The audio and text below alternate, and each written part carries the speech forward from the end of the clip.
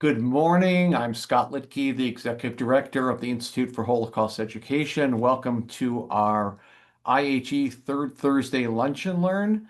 As I said last time, we are entering our 6th year of doing this, so we're very excited that this program has continued. We're honored today to have representatives from the ADL with us. We have Rachel Hirsh, Dr. Rachel Hirsh, and she serves as Associate Director of Outreach and Partnership at the ADL, where she builds strategic relationships and creates meaningful opportunities for community and organizational partners. And Harmon Maples, who is here locally, well, they're both here right now, as it happens in Nebraska, but is our ADL Community Engagement Manager for Nebraska, North Dakota, and South Dakota. And we at IHE and also at the JCRC are very honored that we get to work with Harmon, and we are honored with the programming that we have done together. I'd like to turn it over to them, and thank you all for being here. Harmon, do you want to introduce yourself? Sure. I'm still Harmon Maples from what Scott said, and I'm still the community engagement manager for today and hopefully a long time to come. Was born and raised here, went to OPS, UNO and UNL, and decided to take a break from the United States for a while, but I was called back home. I wanted to come back here. There were some interesting times when I was gone that I think that, sometimes we need to return home to maybe fix these things, address these things. But after I returned, I worked for OPS for about 10 years at Central and Burke. Then went to work for the feds for the 2020 census to help get the count up here in Nebraska so that we could help with programming like Head Start program to get more federal money in. Once that concluded, I went back in education, and then this opportunity arose, and I couldn't pass this up. And I'm very happy to be a part of ADL and work with people like Scott and Jane and the JCRC. And they've been great partners, and I'm very happy to have you as partners, thought partners, social partners, and friends. So Rachel, do you want to introduce yourself? For sure. And I have a little bit more in the presentation, but my name is Rachel Hirsh. I am located in Chicago. Usually I am in Omaha today. I'm at the J, if you can tell. I, prior to working at ADL, spent my career in education. I was a teacher in the K-5 space, and then I was an assistant principal. And then I moved into the university space where I oversaw campus life, residence life, all things student affairs. And one other thing to note, I think she's not going to pop on right now, but our regional director, Rebecca Weininger, is here in the call as well. And we'll do kind of like an ask me anything at the end. I know she's dying to answer anything. So, get those questions ready for her, but please feel free to throw things in the chat and I will try to answer as well as we're going on. And without further ado, I will pull up the presentation.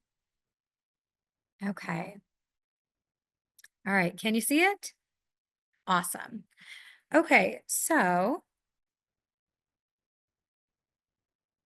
like I said, my name is Rachel Hirsh. I'm the Senior Associate Regional Director of Outreach and Partnership. And prior to being at ADL, I worked in education, so I know how important programs like this are for adult learners, for children, for everybody to continue on their journey of being a lifelong learner. Today, we're going to look at ADL's history and some of the tools that we use. We're going to explore trends in anti-Semitism. We're going to understand anti-Semitism and anti-Zionism. And then we're going to look specifically at the tools that we're using here in Nebraska. We're going to look at our Jewish Policy Index, Echoes and Reflections, which is our incredible Holocaust tool that ties anti-Semitism in the past to today. And then we'll look at the Pyramid of Hate, which is just going to give you like kind of a little snippet of some of the work that we do. So we go through these ground rules. I know that everybody here is going to be respectful, but just to go through them. In this conversation, we hope that everybody respects each other, uses I statements, are open to new ideas. We really want you to ask questions, respect confidentiality or any stories that are told here that maybe shouldn't be shared outside of here, share the airtime, and create a safe space so everybody can speak. So a little bit about ADL. So we were founded in 1913 after the Leo Frank case happened. Leo Frank was a Jewish man who lived in Georgia who was convicted of a murder that he did not commit. He was sentenced to the death penalty. The evidence in the case was a lot of hearsay.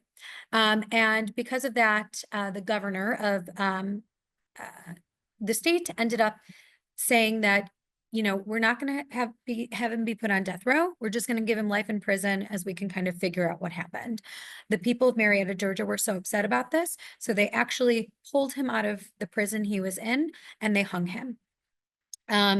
And after that, the Livingston family, who is still actually connected to ADL in the Midwest, and some other families came together and said, this cannot happen again. And they created the ADL.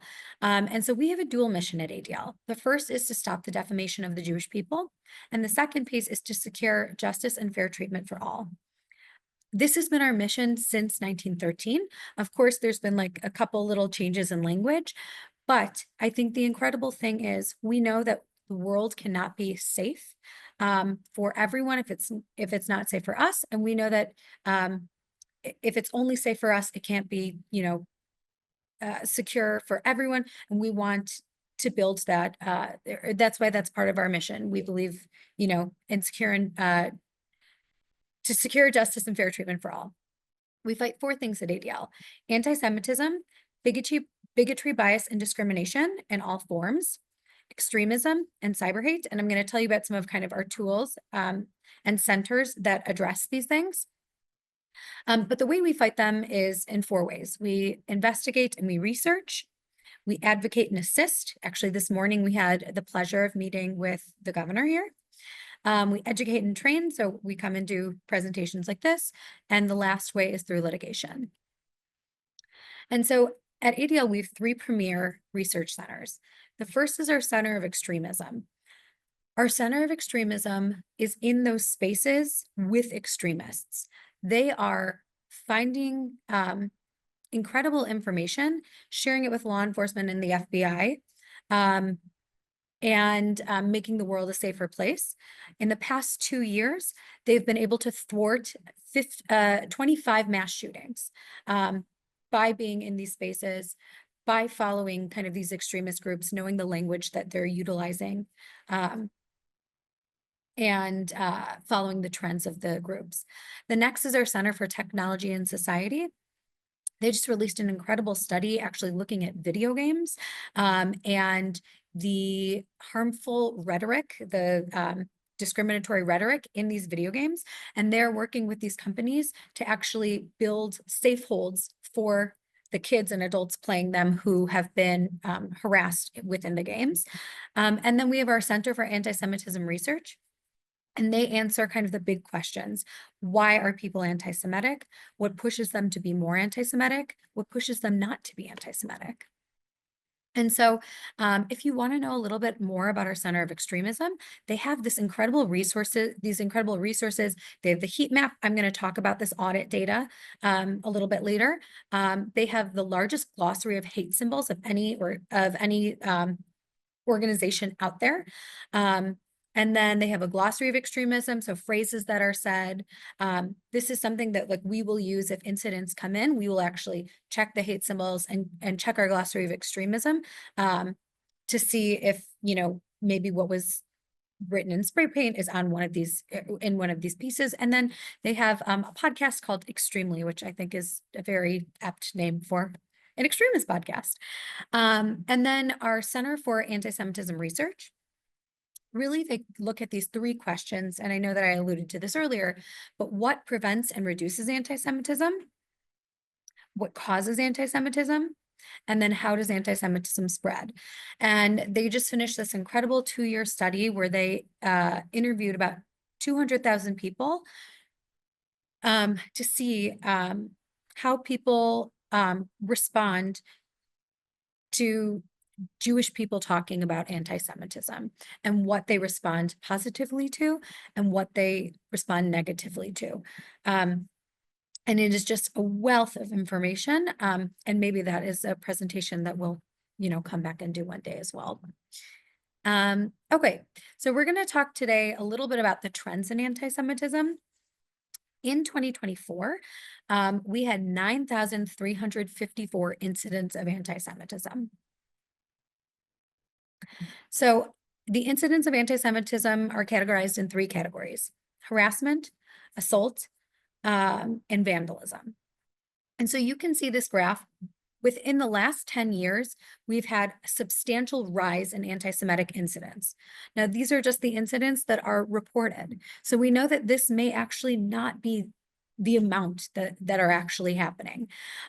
So you can see since 2019, clearly there was a fall in 2020 because of the pandemic, but since 2019, the number of anti-Semitic incidents has been on the rise, and the star that you can see next to 2019, 21, 22, 23, and 24, that indicates that this is a record high year.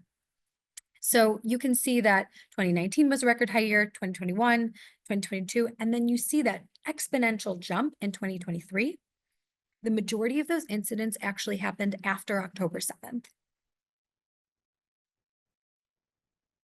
So here's just a little bit of information that we have from, just a snapshot. So we did have an increase, a 21% increase in violent assaults. Orthodox Jewish people were targeted in 30% of these incidents nationally because they're visibly Jewish. And then there was a 20% increase in vandalism. Harassment actually stayed pretty stable with, I think, a 0.26% rise. So the incidents of harassment were stable with 6,555 incidents. And you can see there's a 344 increase over the past 5 years. And as you saw on the slide previously, 893% in the past 10 years. Now, the interesting thing is we have had loads of incidents on college campuses in 2024. And we had 1,694, which is an 84% increase from the year prior. So as I said before, we're kind of breaking records in every category. So you can see the breakdown. Harassment is in red, vandalism is in navy, and assault is in light blue. And you can see how the incidents have been growing year after year.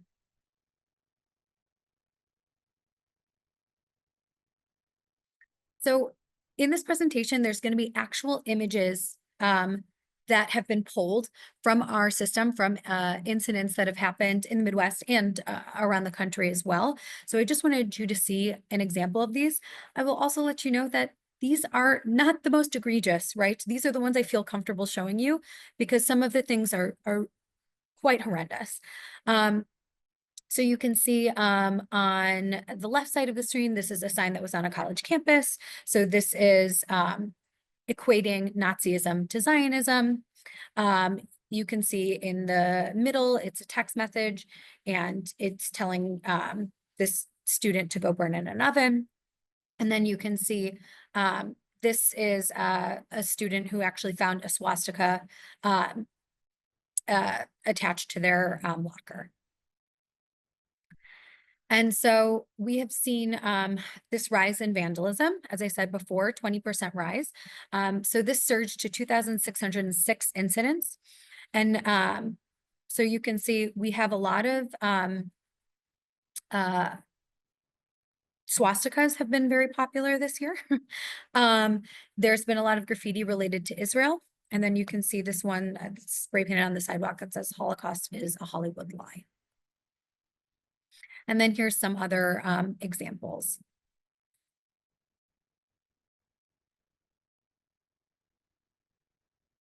And then assaults also are up 21%. You can see this student here had paint thrown at him. And something interesting is that Jewish institutions were targeted, but less than the year prior.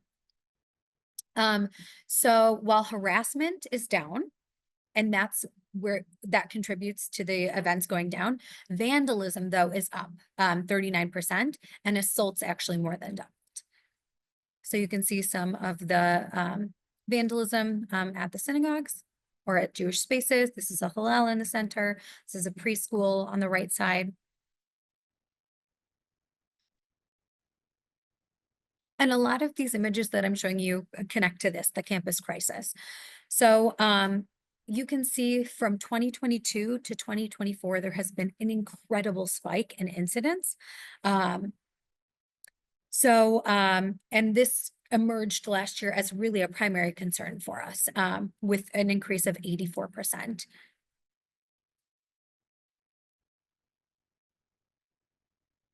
And so some quick takeaways. College campuses were really our primary concern. Incidents were up 84%. While security measures actually are improving at Jewish institutions, Jews are still experiencing hatred in their daily environments, where they might feel most vulnerable and most isolated. And then we think that incidents in K-12 are likely underreported. They have gone down a little bit, but from the anecdotal evidence that we've collected this year, we think it will be on the rise next year, or for the 2025 audit. And this is the really interesting piece to me, and we actually talked about this with the governor this morning, but of this, over 9,000 incidents, 58% of all these anti-Semitic incidents were Israel or Zionism related. So that's up 72%. So you can see in the Navy, these are the non-Israel related incidents. The red is Israel related incidents. And then the red with stripes are incidents at Israel rallies. And so they, just a small note, these incidents are counted as a subset of harassment. But we looked at over 5,000 rallies. And within that, just over 2,500, I think 52% of them were anti-Semitic. So if somebody is just saying free Palestine, that is not anti-Semitic. But if they are calling for the eradication of the state of Israel, that is anti-Semitic. If they're utilizing tropes, to push a narrative about Jewish people in Israel, then that is anti-Semitic. So this is kind of a breakdown of where the anti-Semitism occurred. So the largest area is public space. So you can see that's connected to those rallies. The next was at Jewish institutions or Jewish schools. Then we saw college and universities, then non-Jewish schools, businesses or establishments, homes and housing, other Jewish owned businesses, and cemeteries.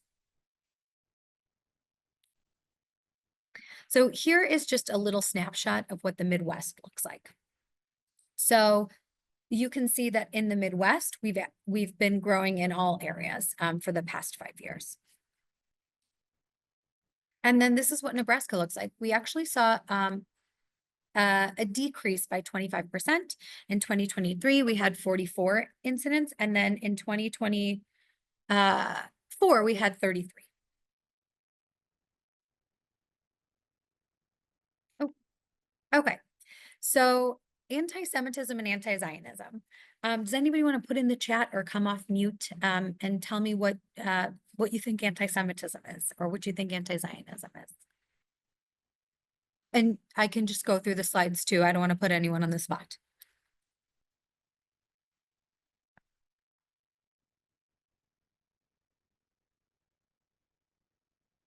Okay, so anti-Semitism is hostility, discrimination, or hatred of Jews. This includes those who identify their Jewishness in various ways, as their religion, as their ethnicity, and as their nationality.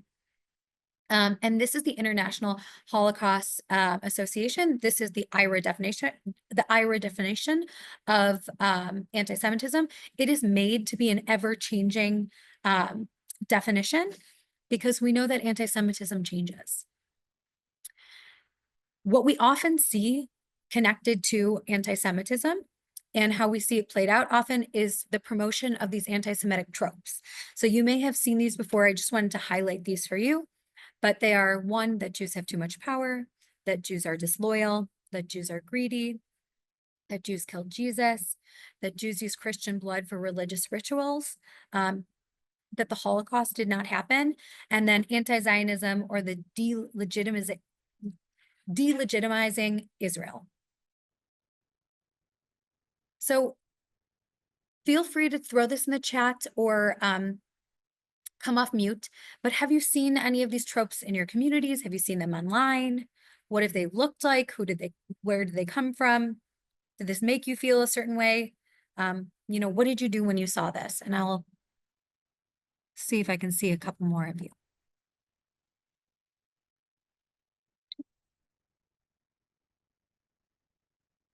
I'll just say that I've seen more with what we do is misunderstandings and misuse of Holocaust analogies.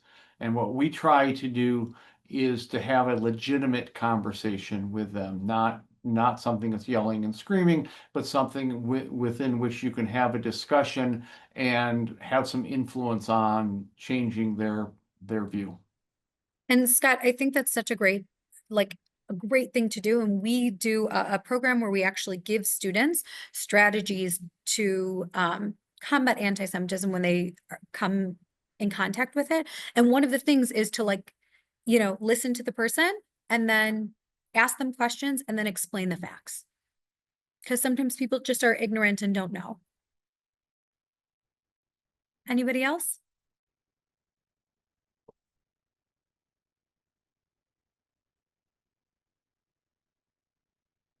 All right, I'll continue.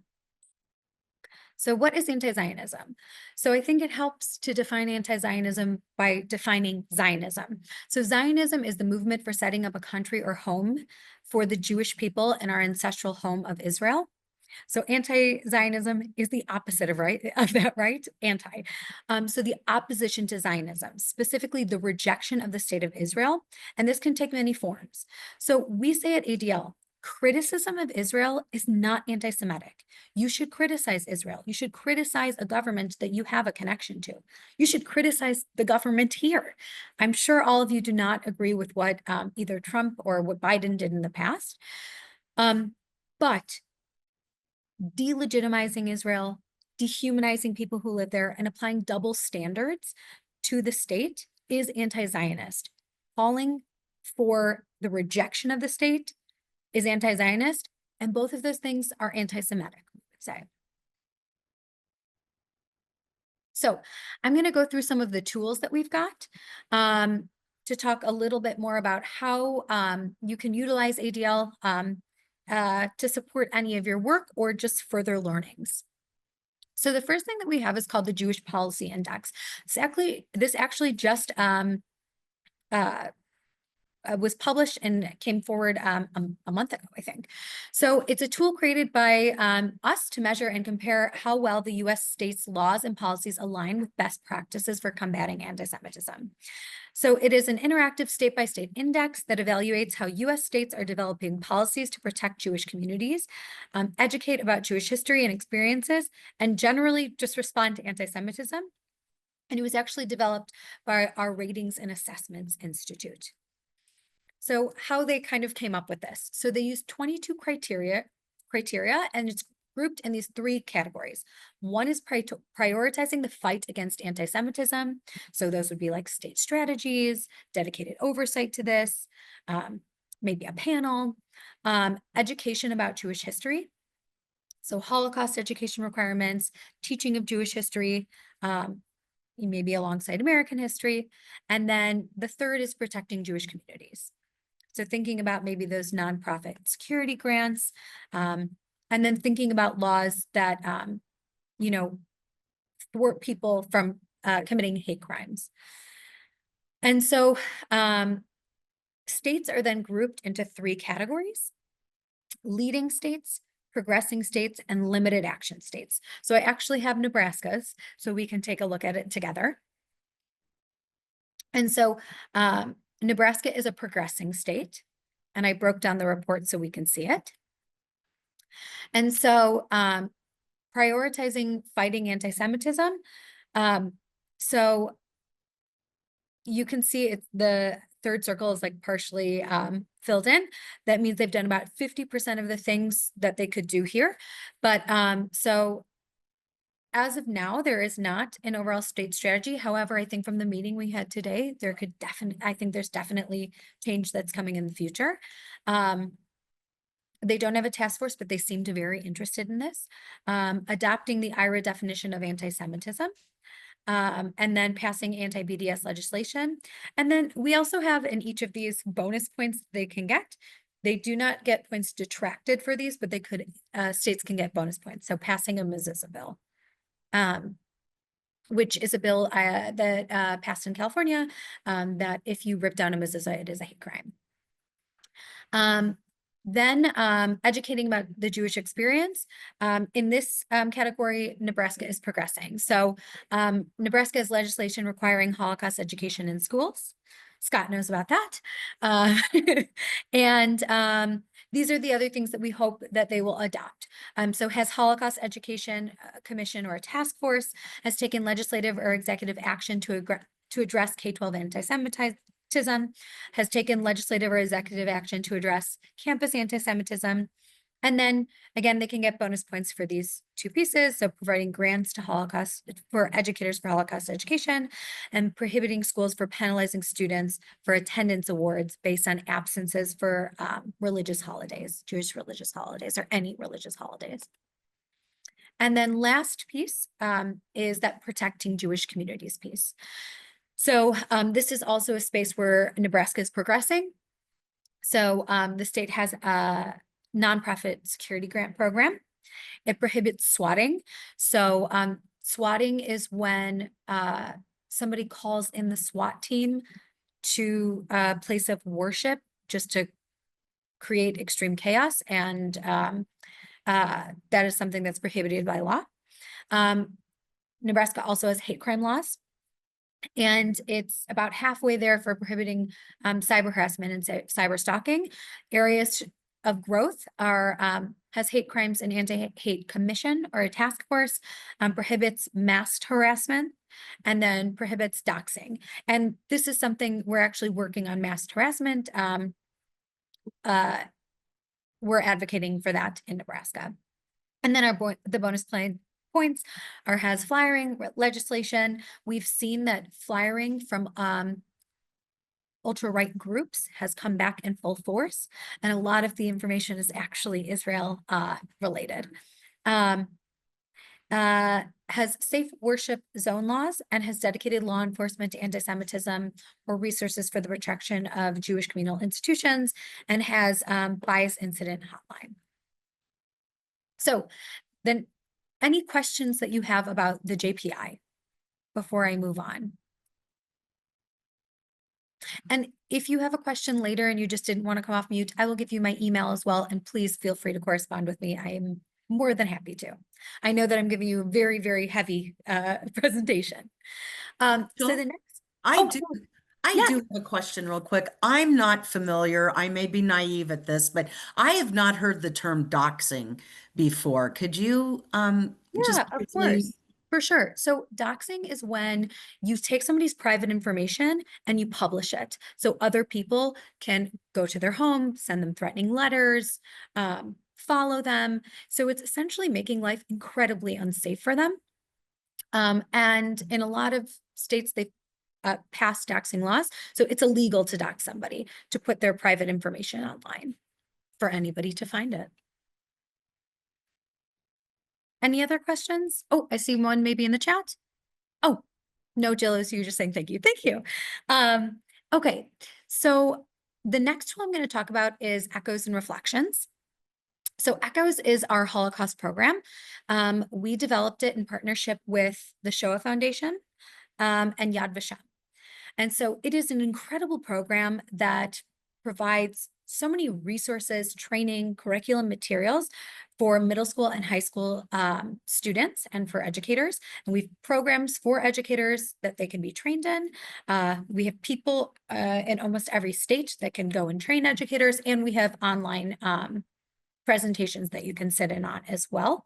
When I taught 5th grade, I did utilize some of the tools for Echoes in my classroom because Echoes has some really incredible features.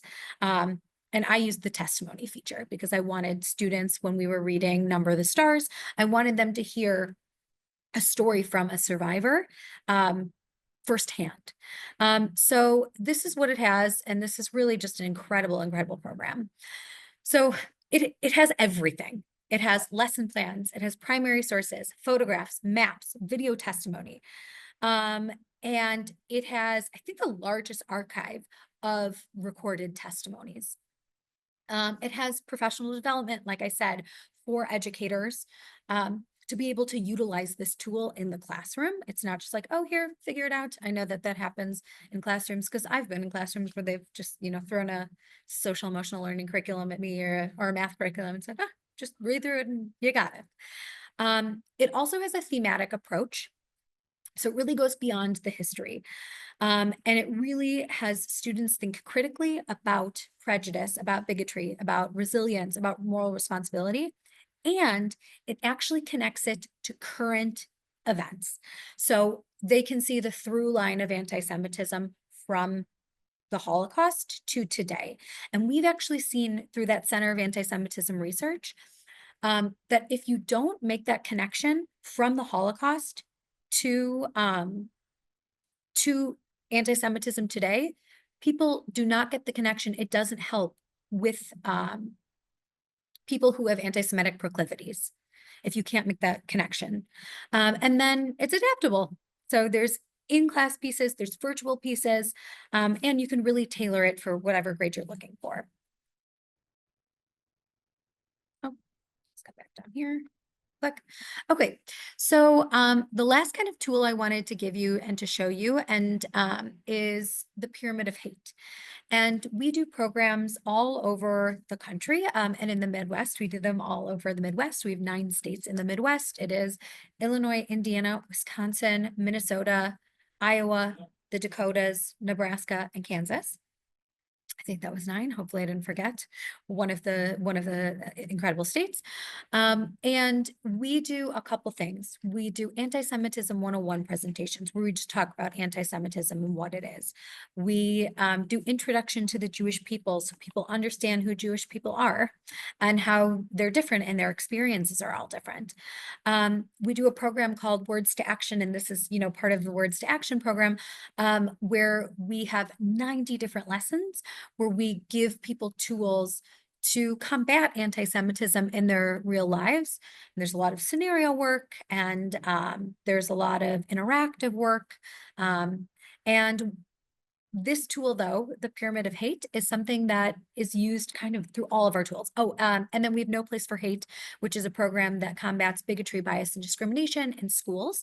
And students take a pledge that they will combat that. And it's a whole social emotional learning curriculum that your school gets to designate, and you put together a panel of students and teachers, and they get to put on activities or build lessons, based on the lessons that we have for the school. So Pyramid of Hate is actually a tool that we use in all of these because it's an incredible tool that really shows you how things can escalate. And so you can see here, this illustrates kind of the prevalence of bias, hate, and oppression in our society and how it can lead to genocide. So we see now, and in the audit data that I just showed you, we've seen some of these things on the pyramid. So the pyramid goes from biased attitudes, then to acts of violence, or acts of bias, systematic discrimination, and then bias motivated violence, and then last is genocide. So this is a good tool to utilize, I think, in thinking about the Holocaust. It's a great tool in teaching bigotry, bias, and discrimination as well, or any kind of genocide education as well. But let me give you like a little scenario, and this is actually all free on the website if you wanted to utilize this for educational tools for yourself or in a classroom.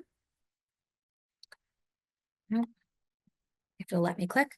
So this is one of the things that we share. So Jeremy is a university sophomore. He's an active member of a Jewish and pro-Israel community on campus, and he always wears a yarmulke. Because he's one of the only handful of religiously observant Jews at his university, he occasionally receives insensitive comments, such as, "What's that beanie on your head?" He has sometimes been the target of name-calling by his peers. One afternoon, Jeremy stood in the quad talking to a few of his fraternity brothers when a group of students passed him and began to taunt him, saying, "You're a Zionist Nazi, stop killing innocent Palestinian children." Deeply offended by their comment, Jeremy responded by telling the students that he had family members who perished in the Holocaust, and that what Israel's doing was not the same as the Nazis' attempted destruction of an entire people. This only riled up the students more as they continued taunting him and using the fact that he had lost family in the Holocaust. As they continued to harass him, Jeremy felt frightened that the students were about to strike him until a friend intervened. The next weekend, Jeremy was at a party on campus. Around midnight, one of the students who had harassed him on the quad began threatening Jeremy and said, "I'll kill you, Kike." And Jeremy immediately reported this to campus security and had the student removed from the party. Later, when Jeremy left this party, the student who was waiting outside assaulted him by punching him in the face. Jeremy was seriously injured and was taken to a nearby hospital. So I read you that whole case study, and I'll show you the pyramid of hate one more time just to take a look, to show how this incident you can see how it moves from biased attitudes, in this case, to bias-motivated violence. And I think this is a good tool to utilize because we see a lot of this rhetoric online and we're exposed to it and our children are exposed to it. And we as adults are also exposed to it. And you can see how things can get to just biased attitudes, to biased acts, to bias motivated violence. So we will use like this case study on campuses, and just to share with you, this actual case study is based on an actual incident that happened in the community. And so we will ask questions like this, and these are good things to kind of reflect on and think about. And so I'll implore you maybe to answer. So why do you think insensitive comments that maybe seemed harmless progress into violence? Even if they seem harmless, why do you think they were perceived that way? How do you think they felt? If this happened to you, what would you do? What level of the pyramid do you think it's easiest to respond on? What are some possible ways a person can intervene in a situation described in this case study? And so on and so forth. So I'll leave these up, and if anybody would like to share, I would love to hear.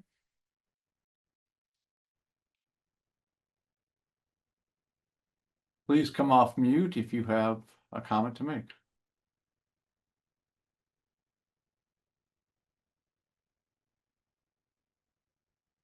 I know that saying that you're going to kidnap someone or kill someone is really against the law. And if the authorities are contacted because of that, that person can be prosecuted. Yeah, so I mean, it shows how just maybe like a biased thought can move into rhetoric like that, Bob, that is severe, and that it can progress into something even worse. And yeah, hopefully there would be intervening. Anyone else? Okay, perfect. So I'm going to also kind of go through this championing justice. This is just another piece that we have, and this actually goes back to what Scott said. So he already was like beating me to the punchline here. But there are kind of 6 simple strategies for that everyday conversation to have with people in breaking down those barriers. And mind you, these strategies should be used with somebody who is willing to have this conversation, right? But we give these to students and we talk a lot about these as a support. So the first strategy, and this is exactly what Scott was saying, assume good intent and explain the facts to somebody. Sometimes they just don't have the information, or the information they have gotten is rotten. And there is no, they don't know where it came from. They don't have a source for it. And so if you can provide that, that's always helpful. The second strategy is asking questions. Sometimes we say to students, and we say this to adults, I do this presentation with our young professionals board. If you just ask somebody a question about what they're saying, sometimes they realize that like what they're saying is founded in nothing or maybe incredibly offensive. The third strategy is just to interrupt and redirect somebody. The fourth is to broaden it to a universal behavior.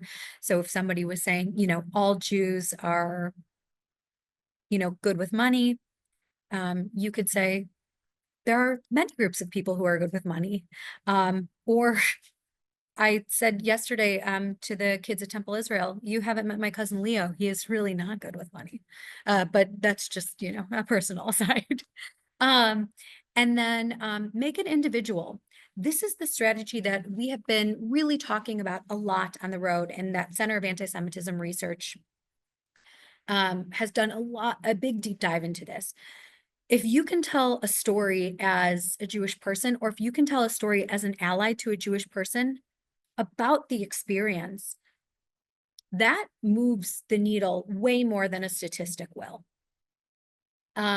Because people want to connect, you know, and this is a way for them to connect and maybe better understand. And then the third strategy, which is, the sixth strategy, which is kind of silly, but like sometimes if you just say to someone like, whoa, hey, or if you ask them to repeat themselves, they will realize what they said is maybe not exactly right. Okay, so that is what I've got for you. Questions? First of all, thank you. It was very informative. I have a question. Is one thing that we've been seeing more, and I know it's a national thing too, and that is from within our own community, meaning that the anti-Zionism part within the Jewish community, meaning people. When October 7th first happened, we addressed with a couple of people, well, I'm not a Zionist, but it seems to be stronger right now. And what are your suggestions with dealing with that within the Jewish community? Yeah. So in every single presentation I do, I always define anti-Semitism and I always define anti-Zionism. Anti-Zionism has been given a new definition, but it is not the definition of anti-Semitism. I think and it's not every single Jewish person, but I think the majority of Jewish people are worried about what's happening in Israel, right? And I think they're being critical, and I think they don't agree with every decision that Netanyahu makes. I know I certainly don't. I know, you know, as a Jewish person, I know people in my community certainly don't. However, I think it's important to go back to those definitions and say, yes, like I said in the presentation, you can be critical of Israel, but do you think it should exist? Because I think it's 97% of Jewish people do believe that Israel has the right to exist, and they believe that it has it is integral to their Judaism. But on social media, Zionism has completely changed. On the news, what Zionist is has completely changed. You know, it's like what they say now, you know, being Zionist is like supporting everything that Israel's doing. And that's not what it is. It's just believing that Israel, you know, is a home for Jewish people and Israelis, and that it is a country, right? So I think even though it's kind of silly, redefining those have really helped for us. And for me, I work with the associate board, and that's something that we talked a lot about when I do a kind of a similar presentation where I talk words to action with them. And I have had people say, I'm not a Zionist. And I said, but do you believe Israel should exist? And they're like, yes. And I said, so you are a Zionist, but yes, you don't believe in everything that Netanyahu is doing. And I don't think any of us do. I don't believe in everything our government does either. Hopefully that's helpful. Thank you. Very helpful. Other questions, please come off mute and just go ahead and ask. Right here. Becky, please go ahead. First of all, Rachel, thank you for the work that you're doing. It's very important. As someone who works primarily with youth, I know you are combating some very serious repercussions because social media is so prevalent. That's where they get the information. That's where they develop some of their ideas. When I was a traditional classroom teacher and we're teaching Holocaust unit, if someone had a question or had made a statement, that's a place where it's easy to address. We always tried to come down to what has led you to believe that? Why do you think that to be true? It's just getting harder and harder to do that. And so I guess any advice about that or Sure. response to that? Yeah, when I speak to students and they're getting so much of their information online, and I do programs like this with students all around the Midwest, one of the things I talk to them about is find two sources for what you saw. Can you find two sources for what you saw? And usually they can't, or the source is incredibly weak. Now I know that people do not care about sources now, and it's easier to watch a video, right? But I have a PhD and I really care about sources. But so that's kind of one of the things that I talk to them about. We have a very, very comprehensive updated website. When anything happens, we always respond to it, good or bad in Israel, good or bad in the United States. And ADL is very critical of everyone. And so I would say utilize our website as a tool as well. And then it is so hard because they're getting so much of that media and it's so easy to like doom scroll on TikTok or Instagram or on Facebook for like hours. And then once you look at something, you're fed it the same amount over and over. The algorithm. Yes, we know that anti-Israel videos are pushed on the algorithm 54% more than pro-Israel. And so one of the things that we're actually doing at ADL is we're working with Jewish influencers and allied influencers to help to combat that. They are working pro bono for us, which is so lovely. But we are giving them that data from the Center of Anti-Semitism Research. And we've been able to see the change in them posting stories with that research behind it to see if people with anti-Semitic proclivities move in a way where they're consuming more of their data or like blocking their data.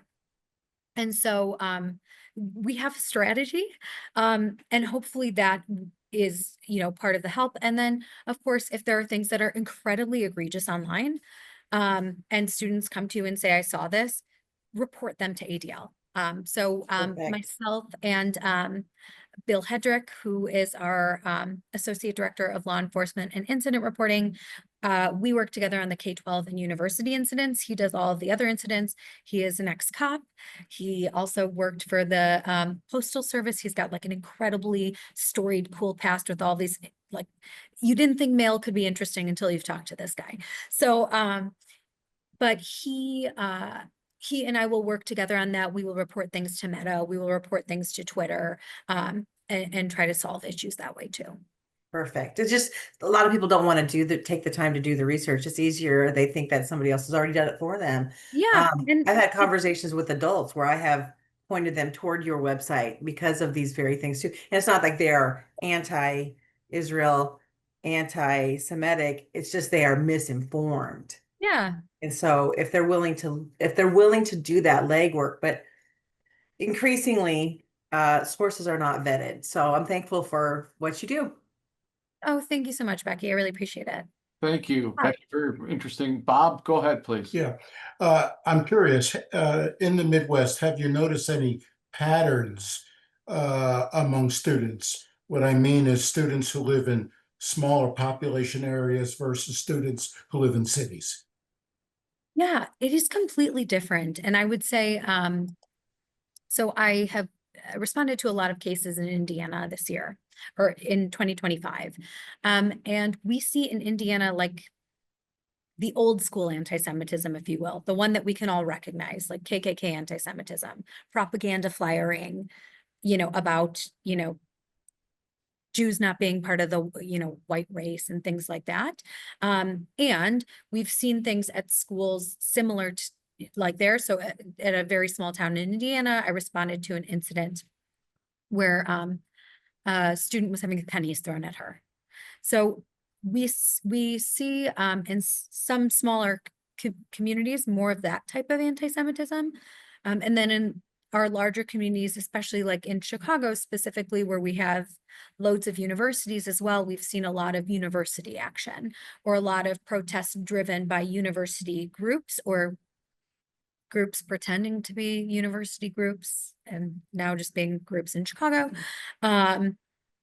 So it is different.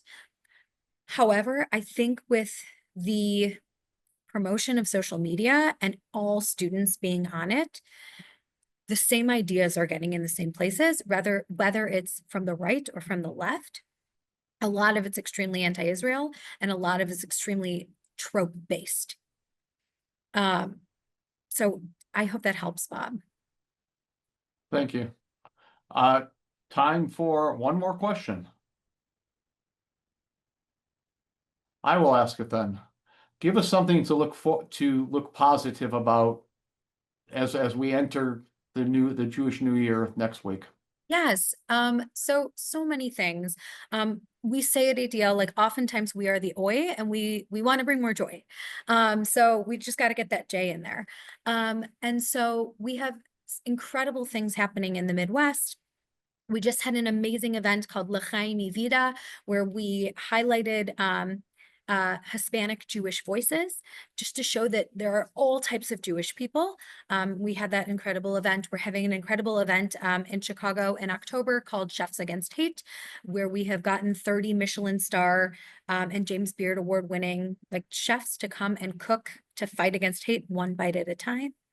I'm adding that line because I think it's very cute. And the other thing that I think is incredible that's happening all over the country, well, two things. One, on college campuses, students registering for Hillel has exploded. Students want to find Jewish spaces and they want to connect with Jewish people on campuses to build those cabinets when they're on campus. So that I think is something that's been great. Synagogue memberships have also seen a rise in membership because people want community. But our young people really are what make me proud for the future. I work with college students and I work with high school and middle school students, and we're building actually programs now for 3rd through 5th graders as well. And these are students who really have built understanding on this extremely robust topic that is a hard one to swallow.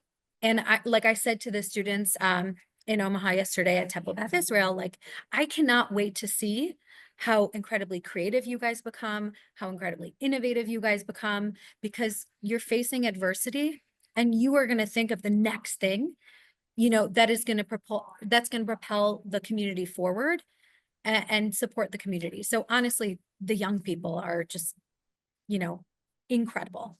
Gen Alpha, I'm very excited about them. Thank you, Rachel. I'd like to thank you for presenting today and for the work that the ADL is doing. I would like to say Shana Tova Tikatevu, a wonderful new year for all of us. May the next year bring us peace. Next month, October 16th, is our 3rd Thursday, and we will have Mika Hauser, who is the executive director of the Nebraska Prairie Museum, with the artwork of Thomas Nagel, who was someone who came from Germany and was absolutely, his artwork's amazing, about some of the internment camps that were here in Nebraska for prisoners of war. So thank you all for being here, and I look forward to seeing you all soon.